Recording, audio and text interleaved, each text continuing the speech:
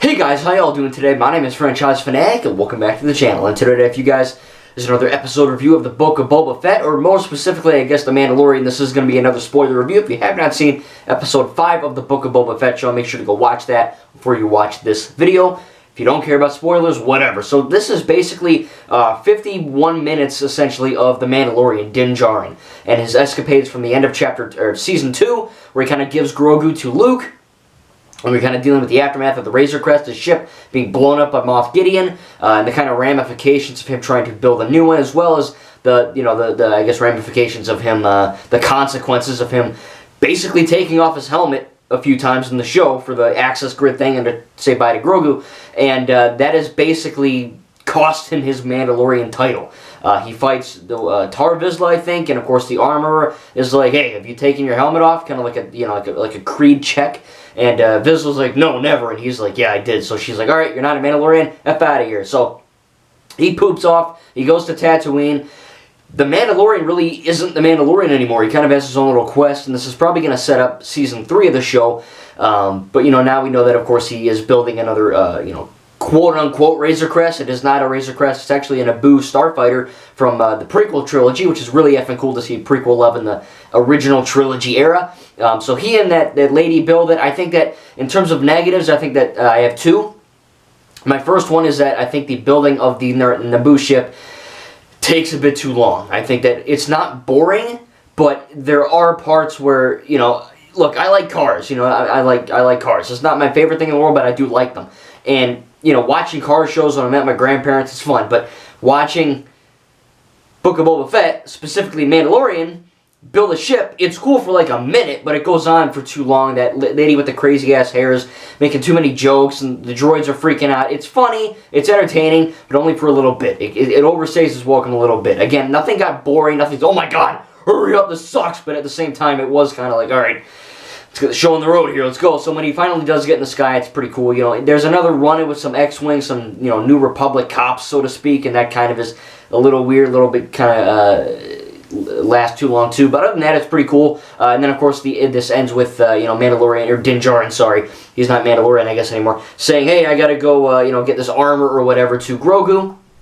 And then Fennec Shand shows up. It's like, "Hey, we need some help, we need some muscle for Boba Fett," and he does it for free. So that's where we leave off. So was this a good episode of the Book of Boba Fett? Yes, as they all have been, but my two negatives were the shipbuilding scene took a bit too long, and I do think that this did not feel like an episode of the Book of Boba Fett. Not just because we didn't see Boba Fett, I mean, that's half of it, but the other half would be, I love the Mandalorian show. I think it's a little bit overrated, but I do love the show, and I like the character. So to see, what happens with him, with the Darksaber, with the Mandalorian title, with Grogu, with all this shite that's happening, it's freaking awesome and cool, but at the same time, I understand they have to, if they're going to, hint at the Mandalorian, you need to show where he has been. That only makes sense. You can't just plop him up and say, "Here he is for Boba." You can't do that. But to have the whole episode surrounding that, it's cool and I enjoyed it. But it doesn't feel like an episode of the Book of Boba Fett. It feels like the first episode of The Mandalorian Season 3. And that's the biggest negative, is that it's not a negative. But when it comes to the actual plot and the actual story of the Book of Boba Fett narrative, it falters a bit. Because we care about Fennec Shand, yes, and she's in it. We care about Boba Fett. We care about, at least I do. I care about whatever the fudge she's doing with the Pikes and, all this stuff, the war that's coming. And presumably there's only, I think, 2 more episodes left of the show.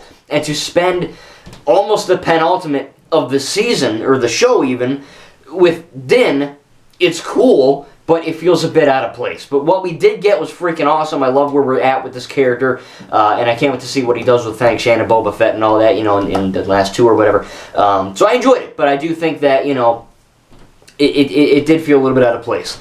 It's still fine. I'm probably going to give it a 9 out of 10. I mean, it was a really good episode. A few little hinges here or there, maybe an 8.5. I'll give it an 8.5. It's entertaining, it's funny at times, it's action-packed, it's everything you'd want this, show, Star Wars, to be, except, again, I came to watch the Book of Boba Fett for Boba Fett, not spend an entire episode on Din Djarin, which I love the character, but again, it's a bit out of place. So I'm going to give it an 8.5 out of 10. I can't wait to see what happens in the next, 2 or 3. I think we got 2 more. It's a good show. I think The Mandalorian's great. You know, Clone Wars, Rebels, Resistance, Bad Batch, it's all great. And the Book of Boba Fett is a fantastic show. I think a lot of people saying, oh, Chapter 3 was horrible, the speeders are different colors. You know what I mean?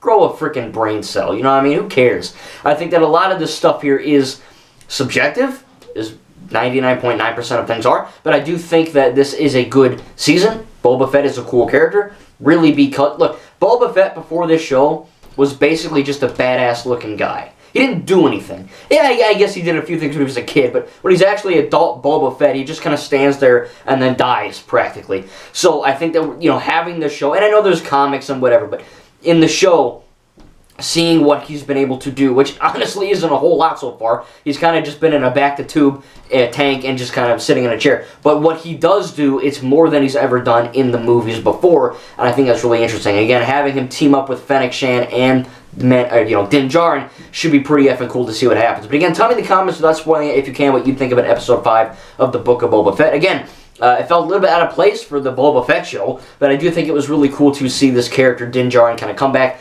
kind of pick off where we left off, so to speak, and see what he's been up to all this time, and I can't wait to see what he, Fennec Shan, and Boba Fett do in the next episode. It was really fun, really awesome, really action-packed, pretty violent, you know what I mean? Like I said, Star Wars is not for kids, so this was definitely another, you know, shoe-in in my cap when he just slices a guy in half and stabs a few people, so there you go.